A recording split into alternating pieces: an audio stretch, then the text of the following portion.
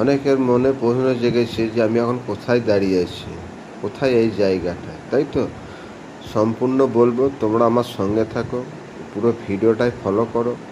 অবশ্যই আমি ব্যাপারটা পুরোটাই খুলে তোমাদের সামনে বলছি। আমি এখন কোথায় এসেছি, কেন এসেছি, কী কারণে এসেছি, তোমরা অবশ্যই দেখতে থাকো। এই জায়গাটা কত সুন্দর একটা জায়গা, পুরোটাই তোমরা দেখছো। চারিদিকে রড দিয়ে ঘেরা আছে, কিন্তু এই জায়গাটা এমনই একটা জায়গা, তোমরা রেডিও টিভিতেও দেখেছো, মোবাইলেও দেখেছো, কিন্তু অনেকেই হয়তো দেখেও গিয়েছো, কিন্তু অনেকেই হয়তো এখন পর্যন্ত দেখোনি। এবং যদি না দেখে থাকো, কানে শুনেছো, কিন্তু টিভিতে মোবাইলে দেখেছো, তবে একবার বলবো একটা দিন সময় করে অন্তত সন্ধ্যে 7টার সময় এখানে আসবে, দেখবে কত সুন্দর এই মনোরম জায়গাটা। এই জায়গাটা হচ্ছে কঙ্কালীতলা, যেখানে সন্ধ্যে 7টার সময় আরতি হয়। এই আরতি দেখার জন্য অনেক দূর দূরান্ত থেকে মানুষ এসে হাজির হয়, এবং আশেপাশের লোককেও অনেক অনেক ভিড় করে এই আরতি, সন্ধ্যে আরতিটা দেখার জন্য।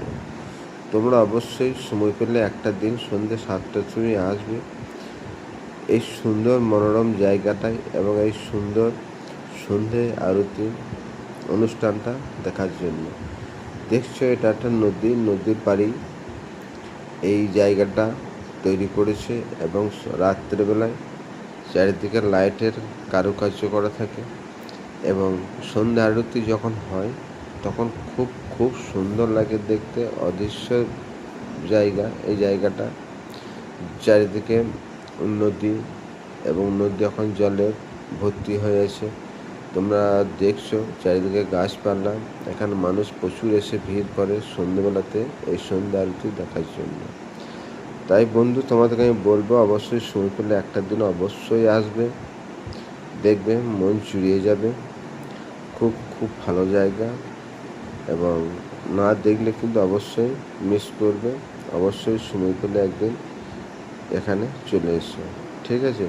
আমি এই জায়গাটাকে পুরোটাই তোমাদের সামনে তুলে ধরলাম।